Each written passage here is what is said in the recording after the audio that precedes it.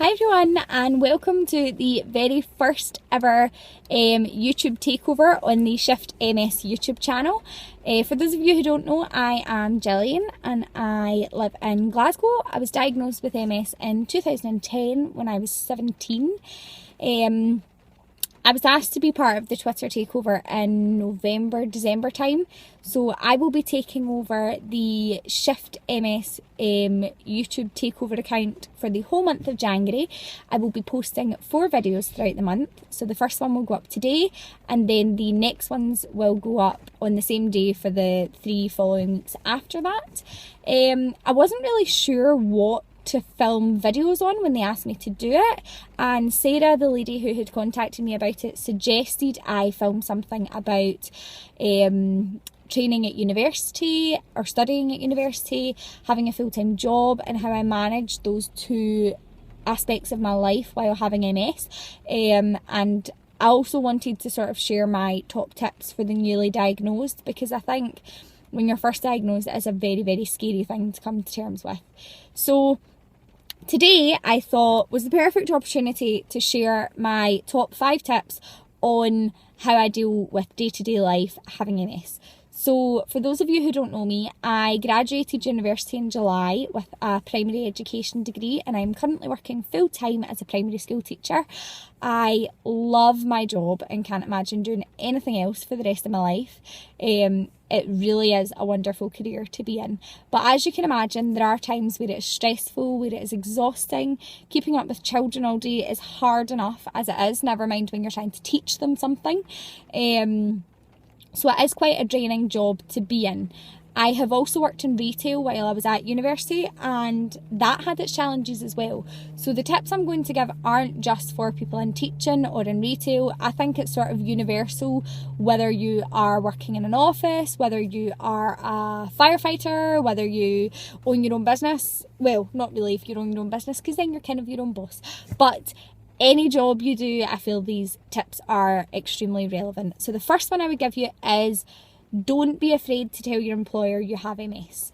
That was something that I was very concerned about, especially being so young, is that people wouldn't know a lot about it. They would be quite judgy. They would be worried to hire somebody that had a condition like this, and that would then lead to discrimination or unfair treatment on my part.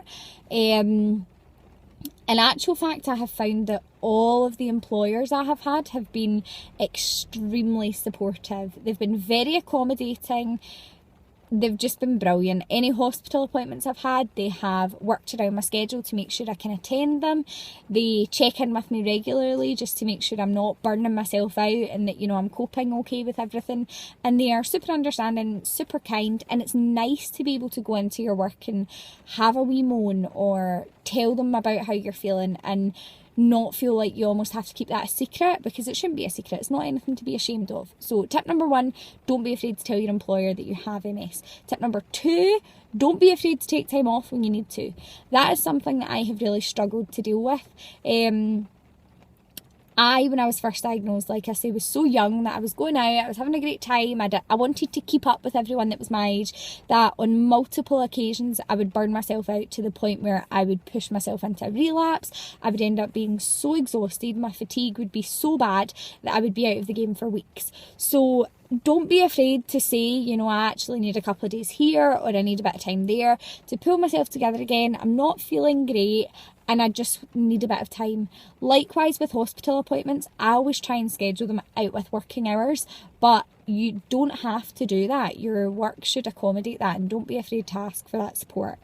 Tip number 3, make sure your treatment works well with your career.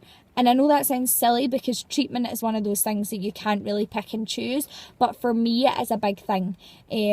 I was on Rebif when I was first diagnosed, and I couldn't cope with it mentally. Injecting myself was too much. I take my hat off to anybody that does that. Also, it just didn't work for me. It wasn't effective. So I moved on to Tysabri, which obviously you have to come to a hospital to receive. It's taking time out of your day, out of your work, and that can be difficult. But the hospital are also very accommodating. So find out how you can schedule it to best suit your work life. I come for my treatment every 4 Fridays. And I schedule my appointment for 4 o'clock, which works perfectly because it means I finish school at 3. I have a wee bit of time to pack myself up, get myself organised, and over here for 4 o'clock. So it works out very well. It means I'm not missing out on anything in work, and I'm also getting the treatment that I need to keep me fit and healthy so I can do my work. I think that was tip number 3. Tip number 4, organise yourself and have good time management. And this is something I struggle with. I am one of those people that's like, I'll do it tomorrow, I'll do it the next day, I'll do it then, I'll do it, and I never get round to it, and then I leave myself really, really stressed. If you have a lot to do, schedule it so it's spread out. Don't burn yourself out. Don't leave yourself with a total mammoth task to do, because it's not going to end well for you. You'll end up stressing yourself out and making yourself ill. So make sure your time management is good. And step number 5 might seem obvious, and like I say, this is for everybody, not just people that have MS. Make sure you're doing a job you love. And I am so lucky. When I left school, I knew exactly what I wanted to do. I knew that I wanted to go into teaching. I had been passionate about it for a very long time, and I have not been disappointed since I have come into the teaching world as a student and then as a graduate. I think having a career you love is so important, because in the mornings when you wake up and you're feeling a bit rubbish and you don't really want to go to work, knowing that you're going into a place that you love to be and that you get great enjoyment from makes life so much easier. I know I've woken up on so many occasions where I've thought, I didn't sleep well last night, I pushed myself a bit too far yesterday, and I really just don't have it in me to go to work.